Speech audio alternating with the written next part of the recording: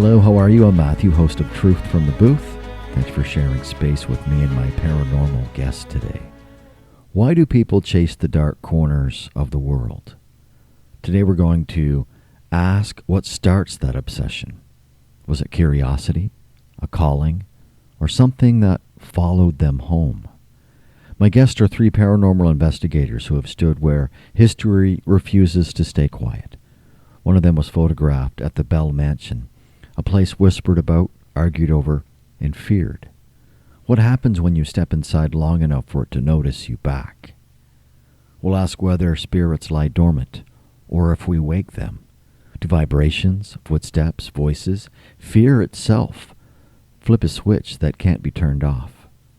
They share the story they rarely tell. Like an investigation at the Abbey in Canyon City, Colorado, a place of stone, silence, and something that didn't want company.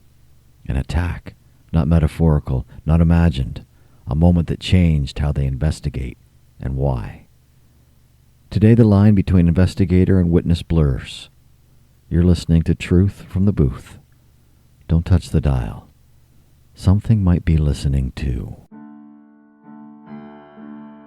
I am the breath that fogs your windows and steals the warmth from your fingertips. I've walked this earth longer than your oldest stories, dragging my cloak of frost behind me. I don't come to be cruel. I come because it's my nature. I sculpt the world in white, sharpen the nights, test the strength of every roof, every spirit.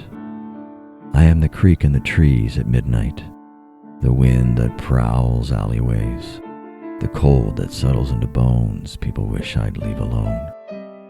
Some greet me with fires and thick quilts, but others face me with nothing but thin canvas, layered clothes, and courage I never meant to challenge. I am not heartless, just ancient. I arrive because the seasons demand it, but even I can feel the weight of those who suffer under my watch. When I howl through the streets, I know not everyone has a place to hide. I am winter, relentless, yes, but never unaware.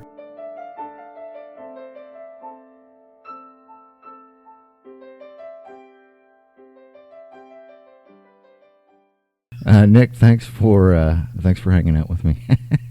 It's my absolute pleasure. It's always great chatting with you. Yes, this is your fourth appearance, and there's a reason why I want to have you on this particular show today, because of some paranormal activity that's happening here in this apartment. But before we get to that, before we get to your expertise on that, I just let my audience know, whether it's here on this radio program or in my live streaming in the moment, when I am doing my research for my guest, I go to their social media post. So their social media sites, and for Nick, for the most part, for almost 100% of my guests, I just go to their Facebook account. So everything that we are about to discuss, Nick has already put out there on his own social media. So let's just start by getting to know Nick Mulae, who was just on the outskirts of Chicago, Illinois. And we could talk about what's happening in the United States of America until we're blue in the face. We're not going to do that. But I do want to know, I think my audience, which is reaching 162 countries, the number one folk station in Canada, as an American living in the United States of America in 2026, mental wellness on a scale of 1 to 10 right now. I would probably have to give it at least maybe probably an 8 or 9. Oh, okay. Well, that's pretty good, actually, considering. Yeah. I just try to stay, as positive and, try to keep up with everything as best as I can, even with everything that's going on. Okay, which leads me into this. One of your, again, going back to your social media post, you had what I think you described as a social media cleanup.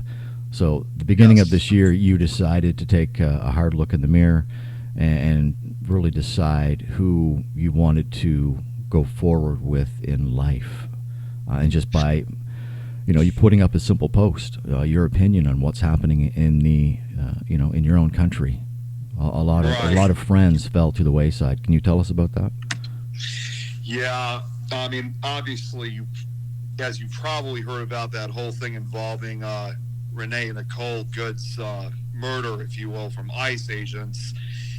I thought to myself, if people are still because I did see a couple of posts about saying they're actually praising these people, saying that this was justified and that this was okay.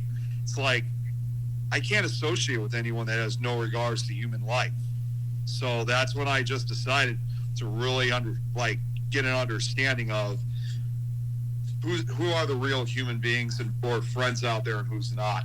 And obviously, when I made that post, a vast majority of those that that responded to it were all on the same page. Of course, obviously, a few of them disagreed, and before I even got rid of them, they got rid of me first. So they made my job easier, as I said at the end of it. So, and I even got some encouragement, which a lot of them were from other paranormal investigators.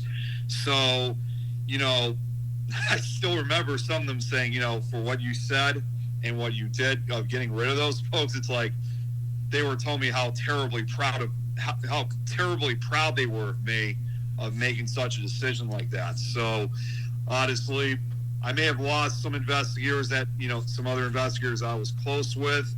But things the ball keeps rolling. And, yeah, I may have lost a few, but there's always so many others out there that will take their place. It's not a major loss to me. I read those comments, and I've read a lot of comments recently that are, quite concerning. I've never lived in a time where people are really going above and beyond to try and divide people. So interesting times. And I found this interesting, again, going back to your social media posts and taking into account your mental wellness and wanting to look after yourself first. I saw that you are leaving co-host duties at Fear Fans. Can you just expand on that?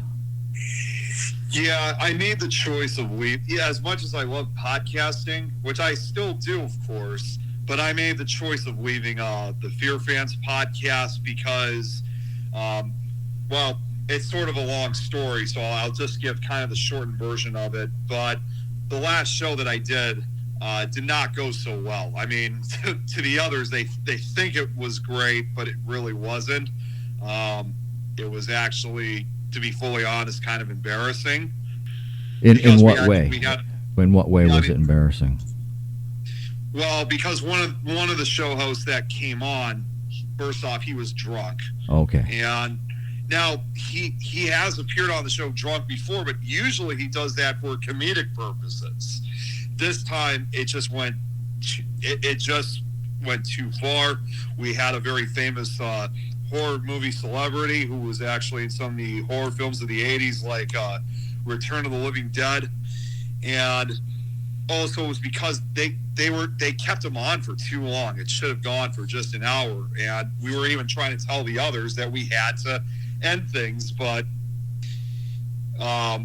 unfortunately they were just not getting the message. But also another reason why I'm leaving even prior to this was because I'm always pressured to always co-host, sometimes just on nights when I'm not available to do it. They just think that I'm available 24/7, which of course I don't. I have to work early in the day, and then a lot of times too that there's even some nights I just don't want to do any shows because I'm exhausted or I got other family matters or whatever.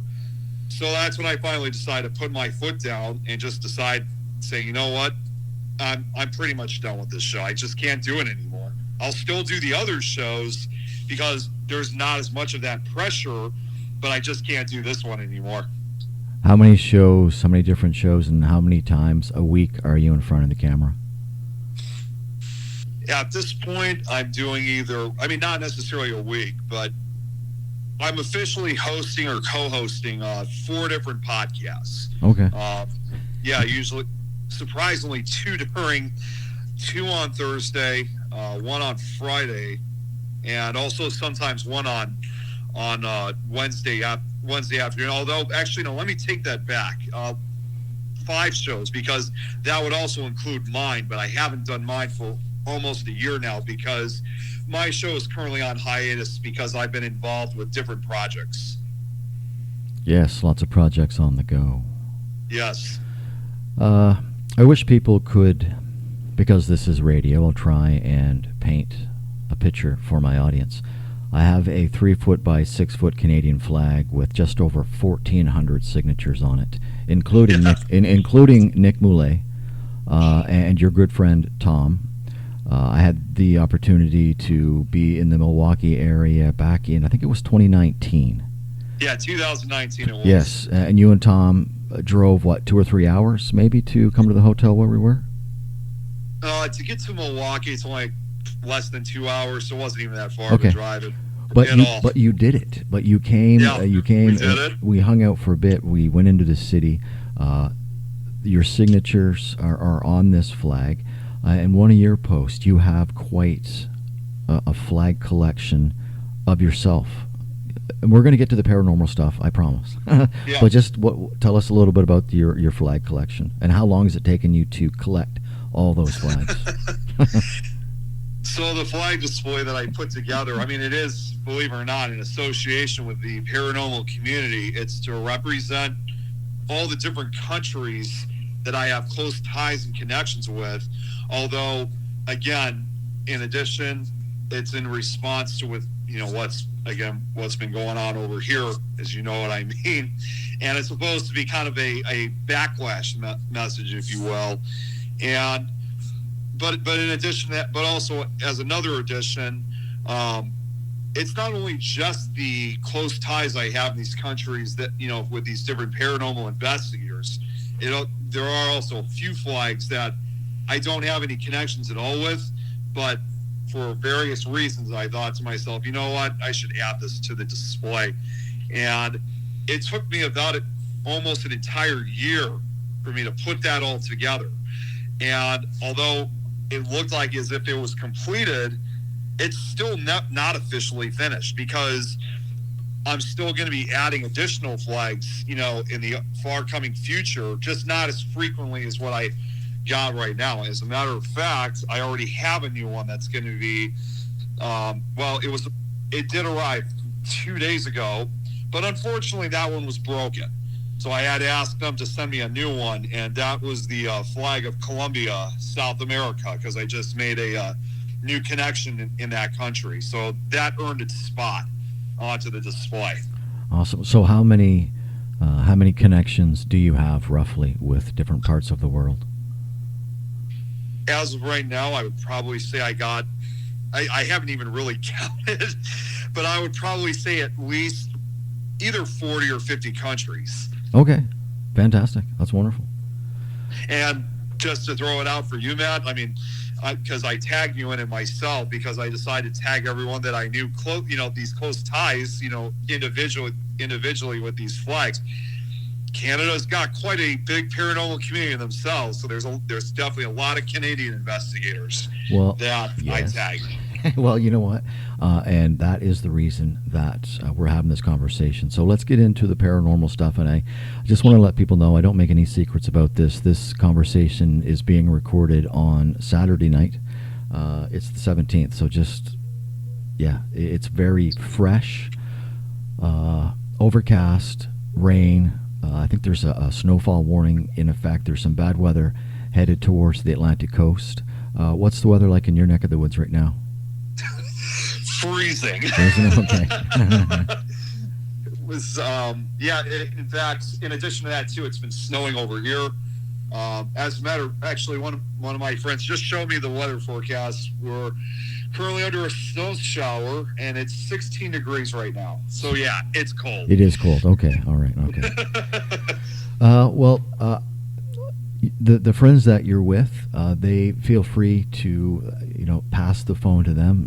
This is the technology that we're using. You're on a speakerphone and, just on the outskirts of Chicago, Illinois.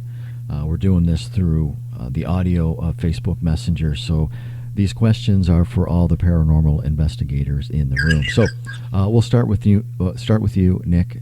Just kind of give us the Coles Notes of the origins of the interest into your paranormal life, and why do you continue to investigate the paranormal?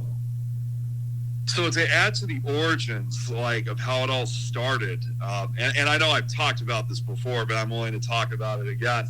It all started at a very young age. Even though I've been doing this now for officially 21 years, even before that, there was stuff that caught my attention at an even younger age. And as I growing up in the 90s, which, we had the X-Files at that time, which, was a very popular show that got everyone's attention. I'm still surprised that even my parents got to let us watch that, because it's not really a show for kids. And there were quite some, graphic and pretty scary episodes. Yes. But it did get me into the interest of extraterrestrial life. And, but it also introduced me to the horror genre as well. So it also got me into, getting into like a lot of these horror movies. But a few years then afterwards, we started watching the show that was called Scariest Places on Earth, which I didn't really necessarily believe in a lot of like what was going on in the show. To us, it was just our general Halloween show, because it always aired around that time. But it wasn't really until a few years later, starting in 2005, when I was 12, when I started, when I came across the show that was called Most Haunted, which was a British paranormal series. And I just thought to myself, holy cow, what is this? And it was, before you know it, that's when I just got hooked. So to also kind of add more of what, because when you hear a lot from other paranormal investigators, like what got them into it, it was usually because of a childhood experience they had. But for me, it was curiosity that brought me into it. Yes, okay. And what about the friends that you're with? Does that rhyme with them? Does that make sense to them? Something similar? Okay, so here's one of them right now. Okay. Just introduce yourself. Hi, my name's Anthony. Hey, Anthony. Hi.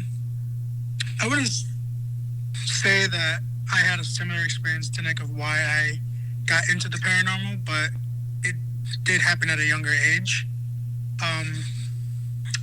I was shown witchcraft at a younger age, and like all this dark stuff. So there was also Santeria. I don't know if you're familiar with that. That I'm not, no. So that's a Latin origin. It's like witchcraft, but more, I believe, more darker, because that has more seances and like not spells, but like curses. Okay, and that never frightened you at a young age? No, it did. Oh, it did. Okay, okay. Because when I was exposed to it, it was more out of the blue. Okay. And I was shown by my family. Okay. And the first paranormal experience I got from that was after I was shown witchcraft. And when everything was over, I went to my cousin's house and I slept over. And in the middle of the night, everyone's sleeping, and I was sleeping with him in his room. And out of nowhere, his closet door opened, and I saw what to be was a shadow of him with red eyes staring at me. Yikes. And I turned to him, and I'm trying to wake him up. I'm doing everything in my power to. I'm, at this point, literally beating him up. I would slap him, punch him, even pinch him, and he would not wake up. And then once the entity went back into the closet, he finally woke up, and he was like, "Hey, were you nudging me?" And I was like, "What was that?" You know, like, he didn't feel any of that, but he felt nothing. So it was as if something dark was coming out of him and making itself known, and then went back inside. Wow. Well, you win the prize for a stranger making the hair on my arm stand up on a Saturday. Okay, Anthony, I appreciate that story. Who else is there? Do they want to? Do they want to share? Just one other person. Okay, yeah. If they want to pass the phone to them, this is awesome. Hi, my name is Rachelle. Rachelle, okay. Hi, Rachelle. And for me, I would say everything started when I was also at a young age. And I lived in California at the time. And it was me and my older brother, we would go downstairs periodically to like hang out and, you know, just do like normal things as we were when we were kids. And we had this tent at the time. It was like kind of like a small kid play tent. And one night we decided to sleep downstairs in the living room, and we didn't think anything of it because it was normal beforehand. But then this night was just different. And I remember seeing, like, peeking through the hole of the tent. It was like close to around midnight, and we were about to go to bed, and we had a flashlight in the tent. And then, you know, my brother, we were about to turn it off, and something was pushing the outside of the tent. But in my mind, as a kid, I thought it was my brother messing around until I realized it was coming from the outside.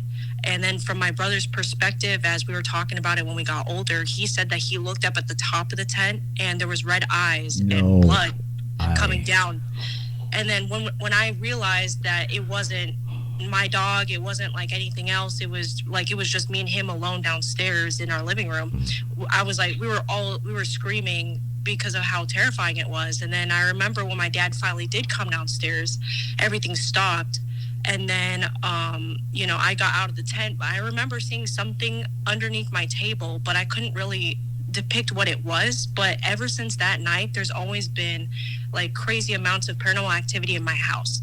And I had such like an interest to it because I felt like I was going crazy at the time because I was such like at a young age. And like Nick, I actually found interest in ghost adventures. Not really much about like the TV show that he watched at the time, even though I did watch the same TV shows, but I found the similar interest in ghost adventures.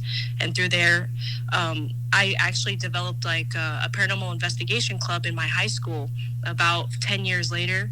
And that's how I came to know Nick. And then through there, it sparked like a beautiful friendship. And then even like a paranormal investigation group of ours.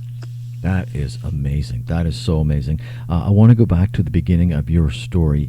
When you walked into that room where you have been many, many times, you said it felt different. Can you expand on that? Like, how did it feel? I feel like for me, I've always been like, I can't really explain this part, but I've always knew at a young age I was more susceptible to spirits. I can see them. I can actually see them in my dreams.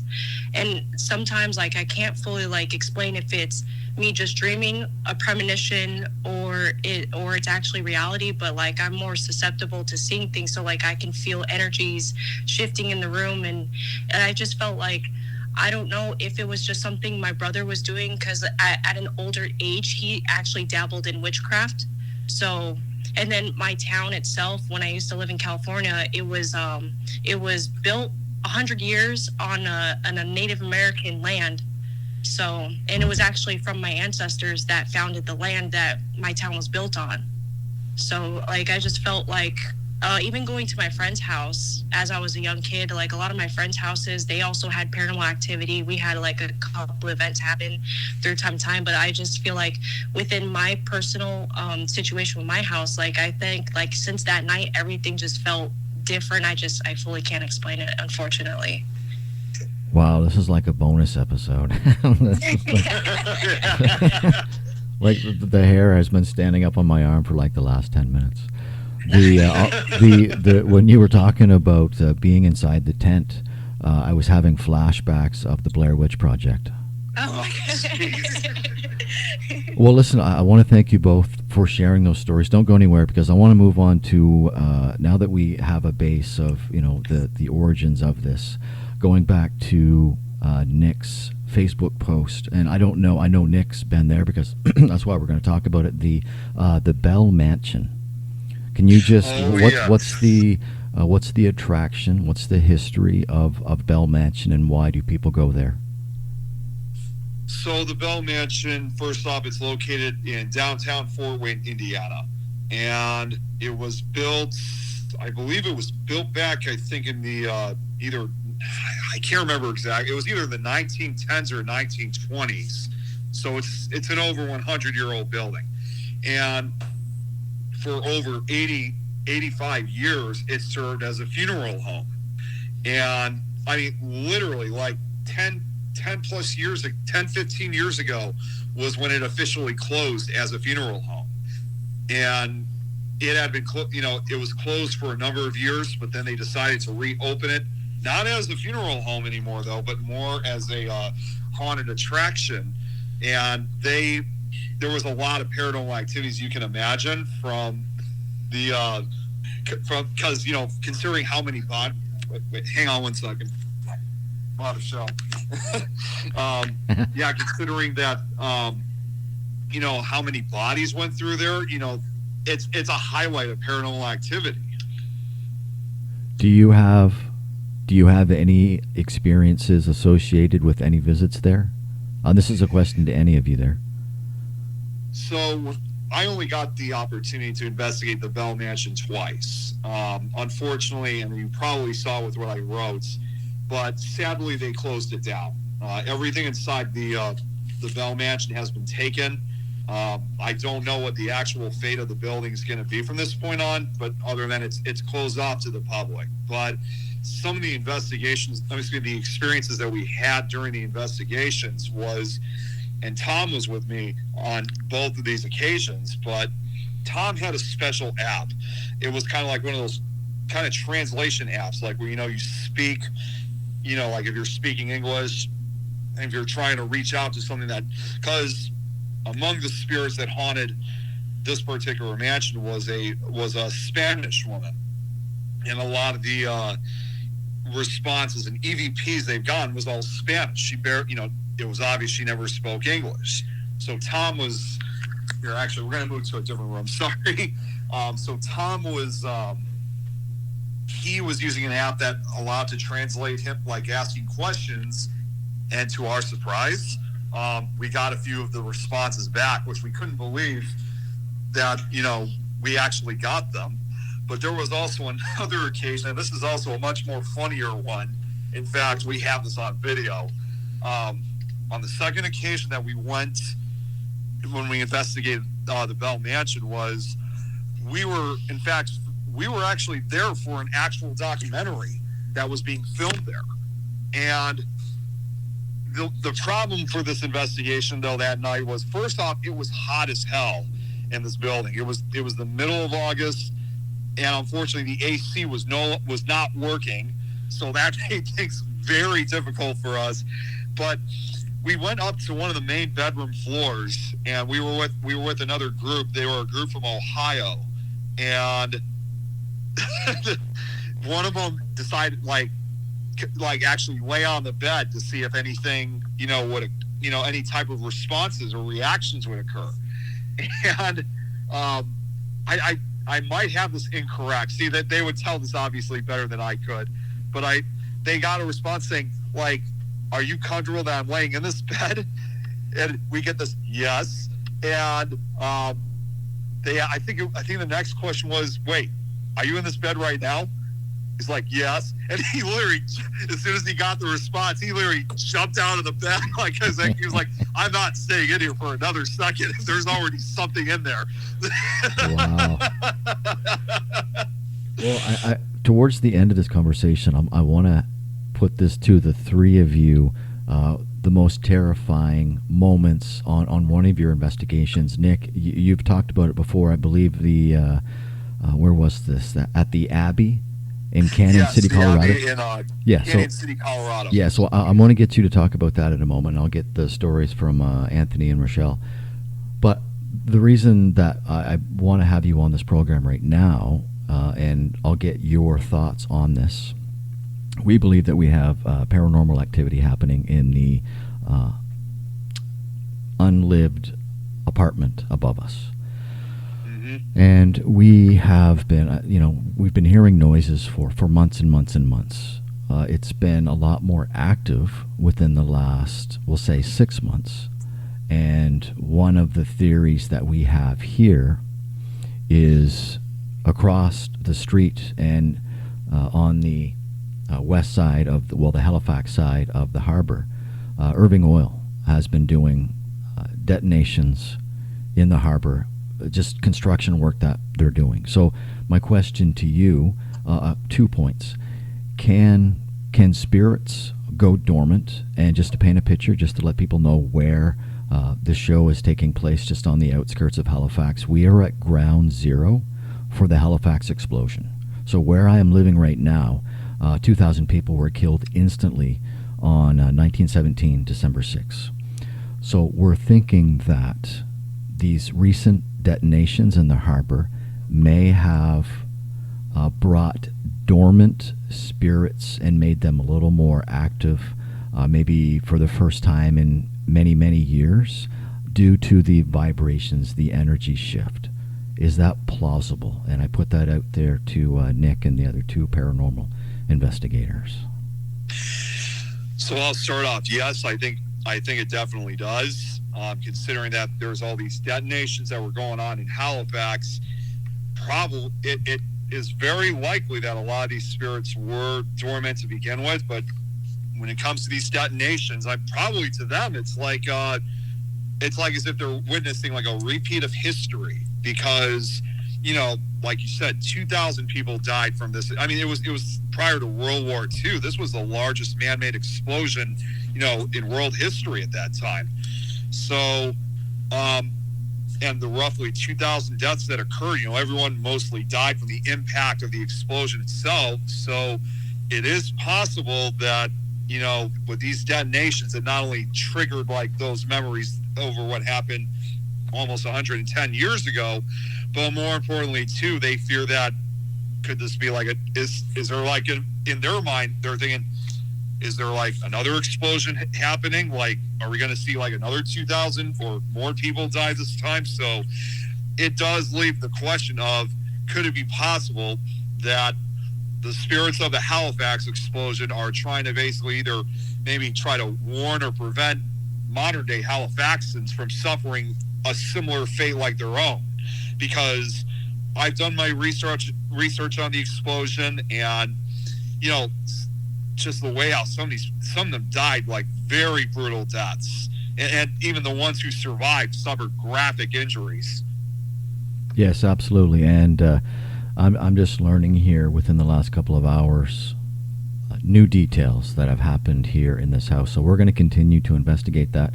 And I want to ask the three of you how, as just, regular civilians who have zero experience doing the paranormal, how we should move forward, because yes, we are curious. But I just want to give Anthony and Rachelle an opportunity on their thoughts to maybe expand on what you said about the dormant spirits coming back. Yeah, I can actually elaborate a little bit on Nick's statement with that. I personally feel like through researching, paranormal activity, as well as like dabbling in demonology, I feel like a lot of it can be due to unrest spirits. So a lot of the moments and impact, if it happens so suddenly, they could be trapped in, what normal people or like civilians would call limbo. But I think it's just like as what Nick said, it's just a replay on what their final moments were. So I feel like I do agree. There's probably some indication that they're just unrest spirits, either to warn us or they're reliving what their final moments were, and they're just stuck in a loop. Okay. And I feel like as paranormal investigators, sometimes like for people that have been like mediums and stuff like that, certain ghosts can reach out to them to be passed on or help move on. Help break the loop. Yes, exactly. Okay. And that's just something I can add to that. Perfect. No, that's wonderful. Anthony? Yeah, and going on Rachelle's point, like I believe the same. When you interrupt a place where, souls are resting, that could cause a shift. And which kind of explains like Indian burial grounds, like when you build on top of it, what happens? There's a lot of paranormal activity happening because you're ruining the rest of the spirits. Yes. And I would say, like, for everyone who is not an investigator or someone who doesn't like witness any spiritual activity and they come into contact into one day, I would say try not to be too frightened, because maybe it's just a spirit who's also frightened and doesn't know where they're at. It feeds off of energy. Yes. So, yeah. Yeah, no, that's good advice. So, just what advice, like there's apps that you can download. Obviously, it's not the high tech that the paranormal investigators are using on the television shows, but those are safe just to kind of go up and have a look. Like we're hearing things from upstairs, so we're curious. So, what advice do you have for us moving forward? I would just say don't tread lightly. Tread lightly. Be cautious. Yeah. Don't go too far to the point where you open up something else and something that's either following that spirit. It can lead to a doorway of something more sinister, and yeah. Okay, perfect. Well, listen, Rachelle, you led right into the perfect segue and the perfect way to close out this conversation. So we're going to hear from Nick last. Because Nick, this is his 4th appearance on the show. He's told the story. I try and get him to tell it every time he's on the show. His attack at Abbey in Cannon City, Colorado. But first, if you don't mind sharing, Anthony and Rachelle, whoever wants to go first, if just in a couple minutes apiece, kind of the Coles notes of a situation where you were out on an investigation and things went sideways, went south real quick for you. Like, have you ever been under attack by a spirit or an entity while investigating? I can answer that. Anthony had to take a phone call real quick. Okay. But I do have a story, and it was actually a couple of times with Nick. A couple of those other times, like within the same investigation, he wasn't there physically, but we were on the same investigation, but he was just in a different part of the building. So for me, I wouldn't necessarily say that we were under attack, because most of our paranormal investigations were at my high school, and most of the spirits there were pretty calm and tame. But there were 2 very specific instances on 2 separate days that I can briefly go over. Absolutely. The first one would be just the day starting. I had a dream the night before about the investigation that Nick explained that we were going to go on at my high school. And in the dream, I was in one of the bathrooms, and all of the stall doors were closed and the last one was open. And then fast forward to the day of, which was just the morning after, I go on the same investigation. I asked Nick, I said, hey, can we go to this bathroom? I had a dream just the other night, and I want to see if something happened. And he said yes. So we go up to the bathroom that was in the dream, and I go in there by myself, and all of the stall doors in the dream was like reversed. They were open and the last one was closed. And it freaked me out. So then, I left the bathroom, and then the second instance was when we were in the 4th floor of the high school that I went to, and I saw something with my own eyes, and I was telling one of the investigators, like, hey, can you put a device to the doorway, because it was just in this hallway. I just kept making like a physical focus, because like I said, I'm very susceptible, so I can actually see certain spirits and stuff as long as they allow, as long as I allow them to show me what they want me to see. Mm-hmm. And I keep seeing like a dark figure in the hallway, and mind you, the 4th floor is also, there's no lights on, so I was kind of able to see, but there was a big window just behind us. So there was some light, natural light peeking through, but we were investigating during the day, so it wasn't completely like dark, but it was dark enough to where the lights were off. But anyways, I tell one of the investigators, like, hey, do you have like something I can see, like there's something in the doorway? And he brings out one of the boxes that has like these beams of lights, and you can detect movement on one of the equipment. And so I said, can you take a picture, because I'm seeing something, and I'm crouched down. And he takes a picture off of his phone, And after he takes the picture, he comes to me. I look at the phone, and there's a picture of what looked to be a girl, a demonic-looking girl, and just above her is a darker shadow. Yikes. And I was like, "That's exactly what I'm saying. We're getting out of here." So yeah. All right, thanks for that. Yeah. Anthony, I wish I still had the picture. is Anthony still taking a call, or can he scare me? Yeah, he's here now. Okay, all right, Anthony, your turn to scare me. All right, here we go. All right, so if you can you please repeat the question, because when I did leave, I didn't. I'm just asking to share, if you so choose, if you were ever out on an investigation and felt threatened or things went sideways due to an unfriendly spirit or entity. I do have something, but it wasn't during an investigation. So in my household, we're Native Americans, and we have this thing that we know of called the death walk.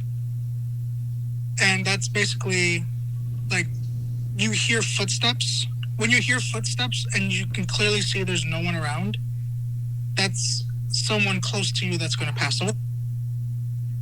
And we would hear it constantly, and at that time my grandfather was sick. And when we would hear these footsteps, I would go check on him, and he would say, "Oh, I saw the man with the top hat." And I was like, "What do you mean?" He's like, "Oh, he just kept saying, come on, it's time to go." So I was like, "Okay, that's weird." So I returned back upstairs and I told my aunt about it, and she goes, "Oh yeah, he talks about that guy a lot. There's no man with the top hat." But as Native American lore in some different tribes, we would call that, the Grim Reaper. That's exactly the first thing I thought it was, the Grim Reaper. Yeah. Yeah, and one point, the next day, the next day, I go to my aunt's room because I wanted to borrow her car, and she had the lights off, and I asked her, "Hey, can I borrow your keys? I want to go out somewhere." And like, I saw what I thought was her, and it responded back to me, and it just went, "Mm-hmm." So I was like, "Okay, cool, thank you." And I grabbed her car keys, and I ran outside. And when I looked at the entity, like, it had a hat, but I thought it was my aunt because she normally wears a hat out, to go out. And when I ran outside, she was outside. And I said, "Weren't you just upstairs?" And she goes, "No, I've been out here for at least 15 minutes. Wow. And yeah, so that freaked me out because I came literally like face to face with it because I thought it was her. Like, I was literally less than an arm's length away. Wow. And how old were you when this happened? That I was about 20 years old. Oh my. I'm 31 now. Yeah. Wow. Okay. And then to go on with that, to continue with the man in the hat, now since it's been at this point 2 years when we saw and known about the man in the hat, my grandfather got extremely ill. He had dementia and Alzheimer's. He couldn't speak. He would mumble a lot. And the day before he passed, I was in his room, just comforting him, talking to him, letting him hear my voice. And I see the shadow man, with the hat, at the edge of his bed. And instead of getting scared, I just look at him, and I communicate with him. And I said, "Are you here for my grandfather?" It doesn't say nothing, but it does turn to me. And I asked him, "Well, if you're gonna take him, make sure he's comfortable, because he's been a good grandfather to me." And then he looks back at my grandfather, and then the entity disappears. And then the next day, my grandfather, out of nowhere, looked up at me because I end up sleeping, next to him on the chair. And when I woke up, he was looking at me, and he just said, "I love you, baby." And that's what he used to always say. And I was like, oh, like in my head, obviously, I got emotional. I cried because I'm like, wow, like, you spoke and you haven't spoken in about 9 months. Like, he would just mumble. And, he communicated to me. And then I ran upstairs, grabbed my family. I was like, hey, he's awake, he spoke, and then we brought a doctor. And, since he was still conscious, he asked, I need a priest. And my grandfather is not a religious man. He was never a religious man. And for some reason, he wanted a priest. So then the next day, they got him the priest, and then he passed away right then and there. Wow. And yeah, and all I can say to that though, like, to go back to like to be afraid of spirits or not, that's what I mean. Like, don't be afraid of spirits, because like, even though what seemed to be the Grim Reaper, he wasn't there for harm. He was just there because he knew it was my grandfather's time. Yes. Wow. And yeah. So I had to keep that in mind. Yes. Well, so that's. Yeah, I'm sorry. No. I listen. I appreciate the both of you sharing those stories. I'm not going to keep you much longer. I know it's a Saturday night, so I'm going to share my freaky little story. But first, I want Nick to get back at the mic and just share again the story that. Actually, the two stories that I've heard have horrified me and have made the hair on my arm stand up.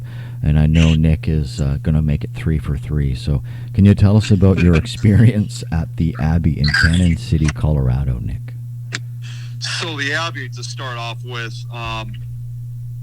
just to give a quick, little bit of history on it, was that it doesn't really operate anymore, but like operate the way it used to anymore. Was not only just your typical church, but it was also a boys' school that at that time during the early part of the 20th century, what's interesting about it is that it was one of the first, church schools, if you will, at that time, at least west of the Mississippi, that brought in different boys from like different countries. So like it was like for a diverse group of young kids. And unfortunately, there was some dark history that did go on, that did occur while it was in operation, but it all pretty much ceased operations by like the late 90s, early 2000s. But I think because of some of the things that occurred, it generated this, not only just this paranormal activity, as well as those who worked and died, but more importantly too, I believe it may have also conjured up this creature that, that I think still roams the hallways. And as a matter of fact, my friends here, they don't really know this story, so this is actually their first time hearing it. But we were doing an investigation that night, and I was with at least 6 or 7 other investigators.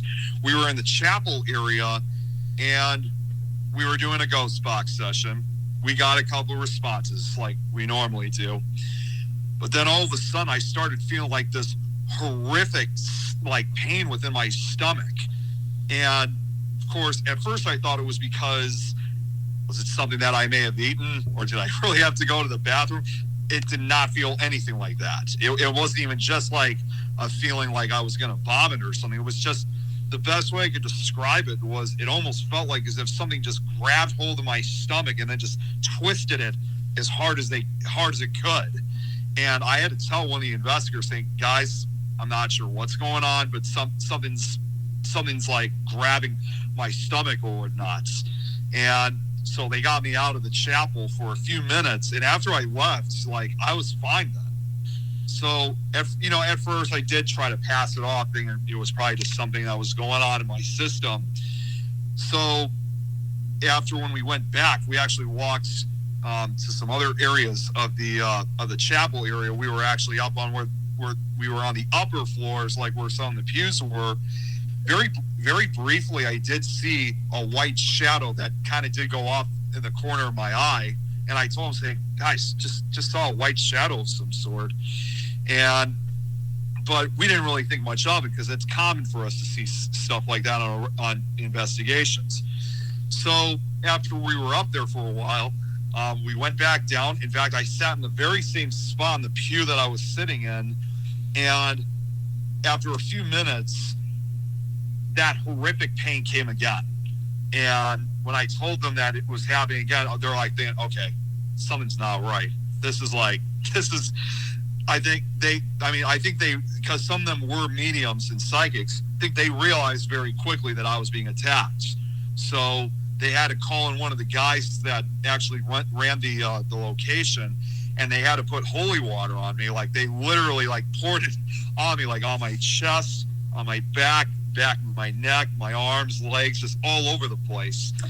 And, you know, it did help, but whatever it was that decided to attack me was not through with me just yet, because that's when this thing decided to show itself in person in front of me. We were up on the second or third floor. This was probably about an hour or two after the attack. And, you know, we got flashlights running and whatnot. And very briefly, I saw down the hallway, there were like 3 shadow figures that were going, you know, it was shadow people essentially. And they were small compared. I guess most likely they could have been some of the kids that used to live within the dormitories of when it used to be running as a boys' school. So, but the next thing I knew, I saw a 4th figure that showed up, but this one definitely was far different than the other 3. In fact, whatever this thing was, it seemed like it scared off the other smaller shadow people. And as usual, at first I thought it was just another shadow person or even some type of human ghost. Now, when the beast stood up, I didn't know what to think at that point. Like I said, at first I even thought it was just a person, one of the other staff members walking around. But the first thing I noticed was the immense size of this creature. It was about 8.5, 9 feet tall. As I watched, this being turned its head, and I remember it was the first thing I noticed was it was entirely black, almost like it pulled the darkness of the hallway and wore it like a skin. Its body was incredibly emaciated, almost like as if it hadn't eaten in some time. And its arms and legs were like long and spindly, almost like that of a spider's. Its head, on the other hand, though, there were no facial features to it. It was round, kind of basically oval shaped. So it obviously meant that it was completely bald. No eyes, nose, or mouth or anything like that. It was just completely black. But the worst part of all, though, was its hands, where it had these incredibly long fingers, rake-like fingers, if you will. And I mean, to put it also in a better description, the figure looked humanoid to a degree, but it was clearly not a human being.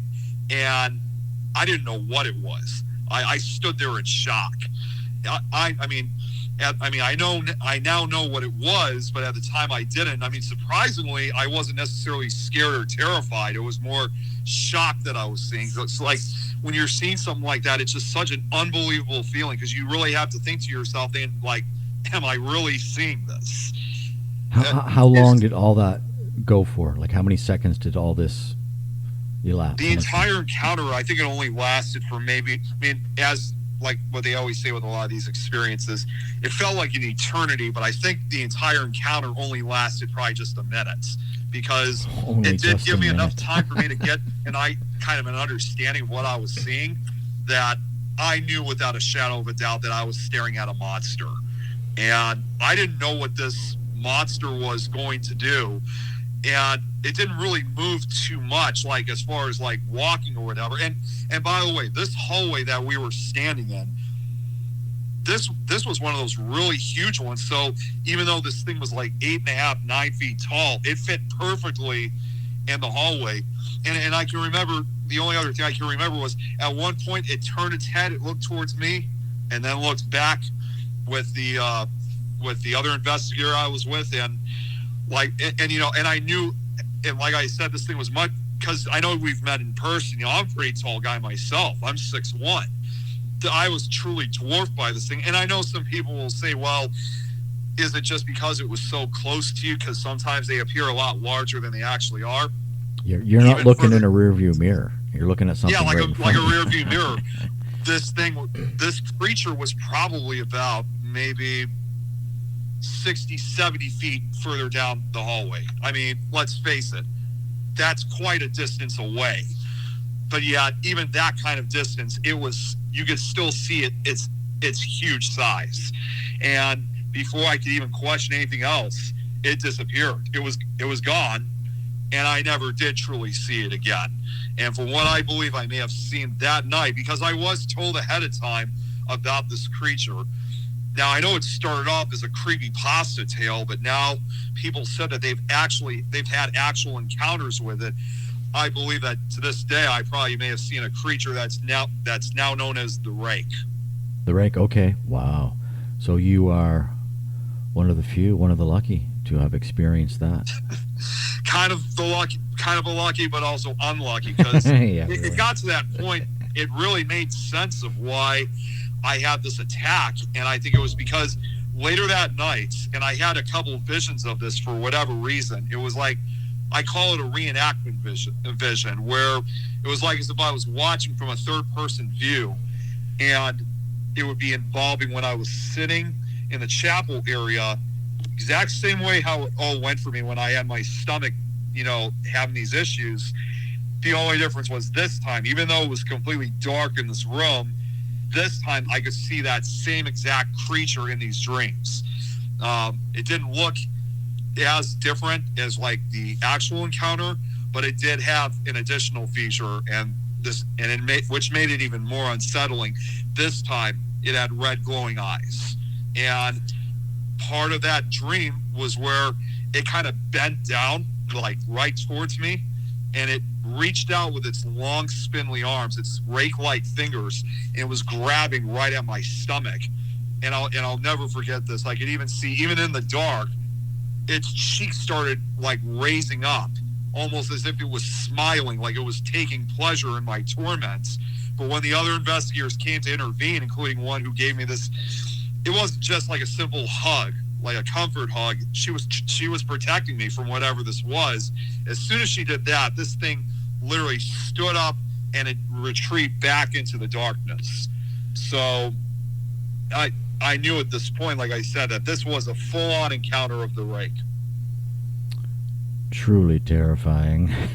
I mean, I could still even draw a sketch or a picture of what I saw.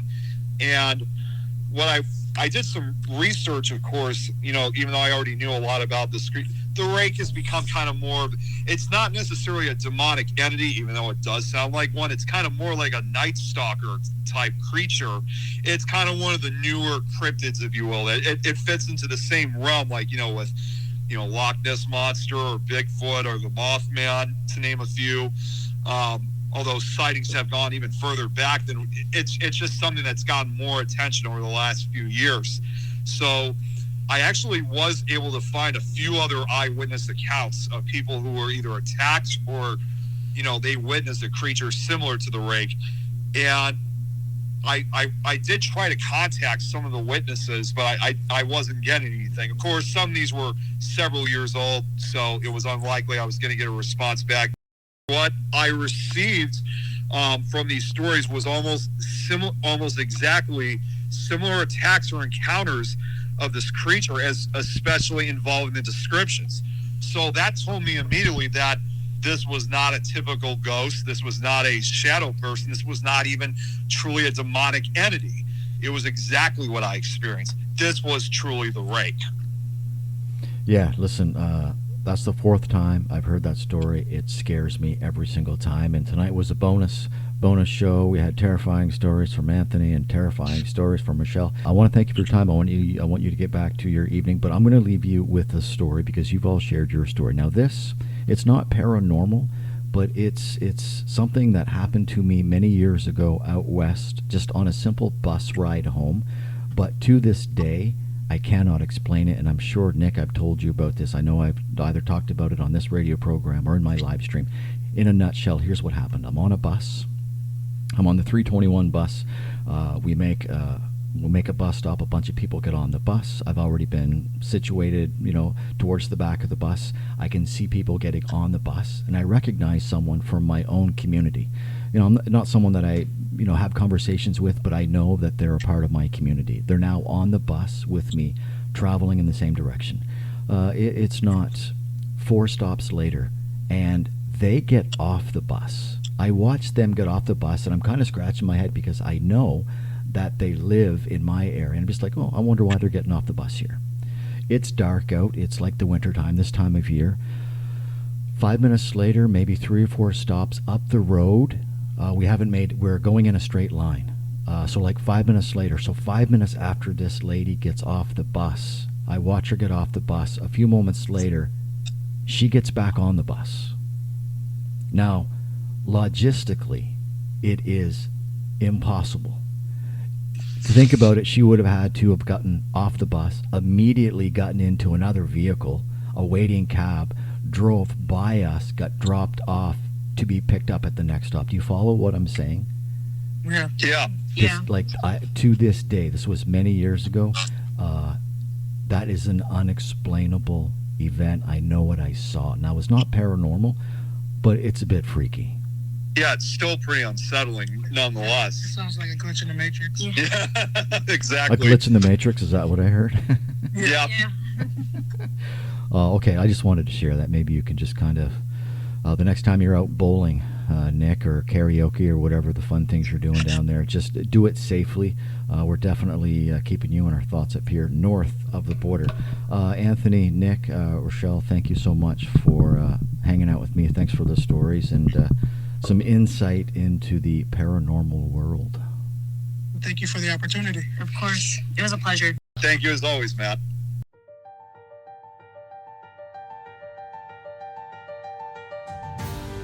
So look at the calendar right now, mid-January. I think that's where winter stops warning and starts taking things. Cold lingers, storms stack up, nothing dries. Tents sag under snow, then soak through in freezing rain. There's no reset button, only the next night and the next night and the next. February is the heart of it. Across Canada, deep freezes lock in. Along the Atlantic coast, the danger isn't just cold, it's wet cold. Rain turns to snow, wind drives it sideways, sleeping bags get heavy, hands go numb. And once you're wet, the clock starts ticking. Early to mid-February is the danger zone. One major storm is enough to collapse shelters, flood 2 of the remaining camps, and push people past exhaustion. Late February doesn't let up, it compounds the damage. This is the stretch where survival becomes uncertain, where exposure isn't theatrical, and where winter decides who makes it through. Until next weekend, my name is Matthew, host of Truth from the Booth. Let's get you back to your Sunday soundtrack on Canada's #1 folk station, 99.9 FM, Perth Andover, and folkedupradio.com.